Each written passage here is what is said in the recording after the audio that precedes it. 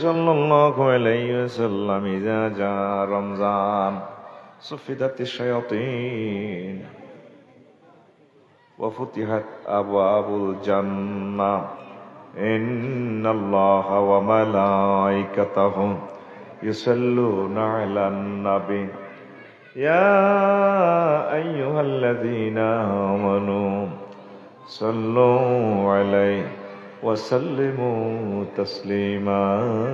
اللهم صل على محمد